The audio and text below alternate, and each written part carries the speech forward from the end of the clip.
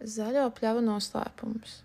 Reiz senos laikos, tālā zemē, kur zilas debesis satiekas ar mirdzošām zvaigznēm un zaļās pļavās peld saule, bija ciems, kas saucas Miera Paugurs. Šis ciems bija pazīstams ar saviem brīnumainajiem stāstiem un skaistajām pļavām, kur augi un ziedi zaigoja katrā varavīksnes krāsā. Vienā no šīm pļavām dzīvoja maza meitenīte vārdā Laima. Viņa mīlēja pavadīt laiku ārā, spēlējoties ar tauriņiem un pļavās augošajām puķēm. Viņas labākie draugi bija 3 kaķēni – Dzirksts, Migla un Dzintars, kuri vienmēr sekoja Laimai viņas piedzīvojumos. Kādā mierīgā vasaras vakarā, saulei norietot, Laima ar kaķēniem izdomāja pastaigāties līdz pašai pļavas malai, kur reti kāds devās. Šeit zāle bija tik augsta, ka Laima tajā brīžiem pazuda, bet viņas smiekli un kaķēnu ņaudieni skanēja kā mūzika pļavas klusumā. Kad viņa nonāca pļavas tālākajā stūrī, Laima ieraudzīja kaut ko neparastu. Tur bija vecs koks ar lieliem zariem un lapām, kuras mirdzēja sudraba krāsā. Viņa nekad agrāk tādu koku nebija redzējusi. Koks šķita elpojam, un tā ziedos slēpās nelielas gaismiņas, kas mirdzēja kā zvaigznes. Laima piegāja tuvāk un dzirdēja, kā no koka iznāk maza balss. Sveika, Laima! Esmu sapņu koks, un man ir burvīga dāvana tev un taviem draugiem.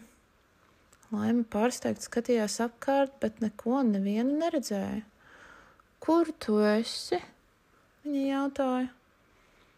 Es esmu šeit, visos manos ziedos un lapās, atbildēja koks. Es vēlos padalīties ar jums īpašā sapņu piedzīvojumā. Laima sajūsmā lūkojās uz kaķēniem, kuri kā par brīnumu saprata, ka kaut kas brīnišķīgs notiks. Sapņu koks sāka lēnām mirdzēt spožāk, un pēkšņi viss apkārt kļuva par maģisku pasauli. Zāle, koki un puķes pārvērtās par krāsainām takām un burvīgiem mežiem. Laimā aizver acis un atver sirdi sapņiem, koks teica. Laima un kaķēni paklausīja. Viņi jutās kā lidojot, viegli pa gaisu, kur sapņi un fantāzijas savijās vienotā dejā. Viņi redzēja pasaku pilis, kurās dzīvoja laipnas princeses un draudzīgi puķi. Viņi pārvērtās par zvēriem un dziedāja ar putniem, baudot katru mirkli šajā brīnumainajā pasaulē. Laima un viņas kaķēni dejoja uz varavīksnes un lēkāja pa pūkainiem mākoņiem. Katru nakti, kad viņi atgriezās sapņu koka tuvumā, viņi uzzināja jaunu stāstu un dalījās ar jauniem piedzīvojumiem. Vasaras vakari pagāja, un Laima saprata, ka sapņu koks ir īpaša dāvana viņai un kaķēniem.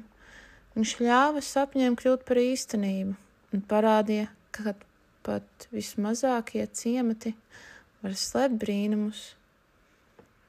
Katru vakaru Laima atgriezās savā gultiņā, laimīga un piepildīta ar jauniem sapņiem. Un tā līdz pat šai dienai Miega Paugurs ir vieta, kur sapņi kļūst par realitāti un kur katra bērna sirds var atrast savu burvju pļavu.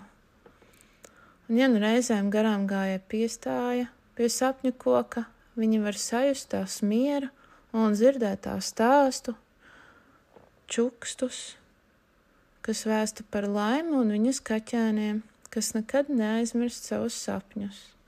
Beigas.